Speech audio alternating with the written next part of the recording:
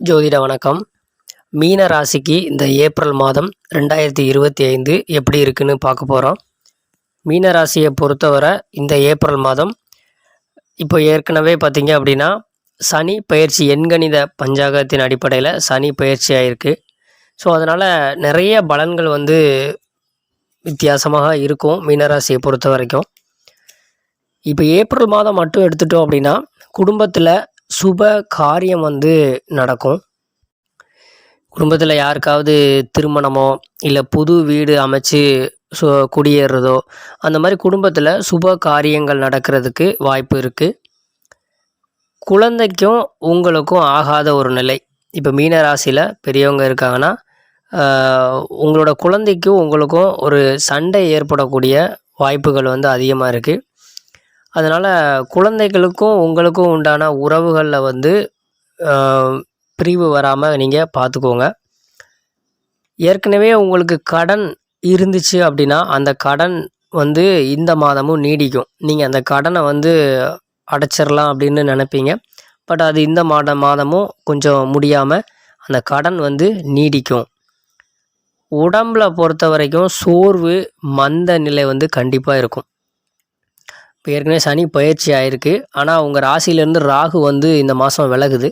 So அந்த ராகு விலகிற வரைக்கும் உடம்புல சோர்வு மந்த நிலை அந்த மாதிரியான விஷயங்கள் இருந்துகிட்டே இருக்கும். எந்த ஒரு வேலையும் நீங்கள் சுறுசுறுப்பாக செய்ய முடியாது. அந்த மாதிரியான ஒரு இது இருக்கும்.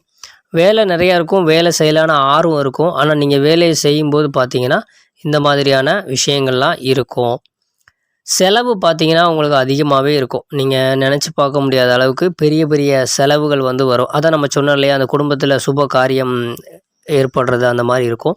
இல்லைனா நிலம் வாங்கிறது, வீடு கட்டுறது, சொத்துக்கள் வாங்கிறது, இந்த மாதிரி கொஞ்சம் பெரிய செலவுகள் ஏற்கனவே இருந்திருக்கும். பட் அப்படி இல்லை அப்படின்னா இந்த ஏப்ரல் மாதம் அந்த மாதிரியான செலவு செய்கிறதுக்கான வாய்ப்பு அதிகமாக இருக்குது. உடல் நலத்தில் ரொம்பவே கவனம் தேவை. ஸோ மீனராசிக்கு 6ஆம் இடத்துல இந்த மாதம் பாதியில் செவ்வாய் போகிறதுனால உடல் நலத்தில் நீங்கள் ரொம்பவே கவனமாக இருக்கணும். ஏற்கனவே 6ஆம் இடத்துக்கு கேது வேறு வருது. ஸோ செவ்வாயும் அதில் வர்றதுனால உடல் நலம் பாதிக்கப்படும். அதனால் உடல் நலத்தில் நீங்கள் ரொம்பவே கவனமாக இருக்கணும்.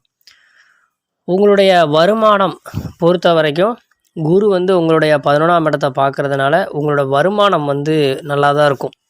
பட் வேலையில் மாற்றம் கண்டிப்பாக ஏற்படும்.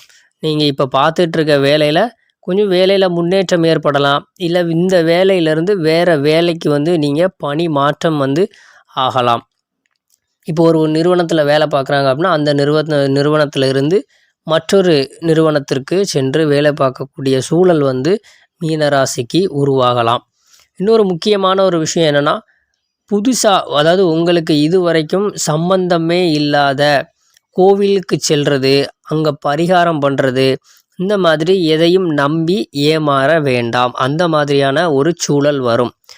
நீங்கள் இத்தனை வருஷமாக கோவிலுக்கு இந்த மாதிரி உங்களுக்கு நம்பிக்கையான இடங்களுக்கு சென்றிருப்பீங்க. பட் ஏதாவது ஒரு பிரச்சனையின் காரணமாக நீங்கள் புதுசாக ஒரு இடத்துக்கு போகிறது, அங்கே சொல்லக்கூடிய பரிகாரங்களை செய்கிறது, அதனால் பண இழப்பு ஏற்படாமல் பார்த்துக்கிறது ரொம்பவே முக்கியம். மீனராசியை பொறுத்தவரை இது ஒரு முக்கியமான விஷயம்.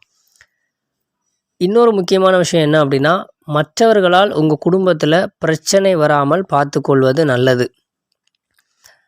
ஏன்னா உங்களுக்கு 6ஆம் அதிபதியான சூரியன் உங்களோட 2ஆம் அதிபதியில் உச்சமாகுது. ஸோ அதனால் குடும்ப விஷயத்தில் மற்றவங்களால் ஏதாவது பிரச்சனை வராமல் நீங்கள் பார்த்துக்கோங்க. பய உணர்வு போகும். ஸோ அடிக்கடி பார்த்திங்கன்னா ஒரு பய உணர்வு இருந்துகிட்டே இருக்கும். நீங்கள் என்ன தான் தன்னம்பிக்கையோடு செயல்பட்டாலும் அந்த பய உணர்வு உங்களில் இருக்கும். அது கொஞ்சம் சரியாயிரும். கெட்ட கனவுகள் போகலாம். மீனராசியை பொறுத்தவரை ஏற்கனவே உங்களை ராசியில் ராகு இருக்கிறதுனால இந்த அடிக்கடி உங்களுக்கு அந்த கெட்ட கனவுகள் வர்றது இருந்திருக்கும். பட் அது இந்த மாதம் அந்த கனவுகள் உங்களுக்கு தொடரும். அதுக்கப்புறம் அது கொஞ்சம் சரியாயிரும்.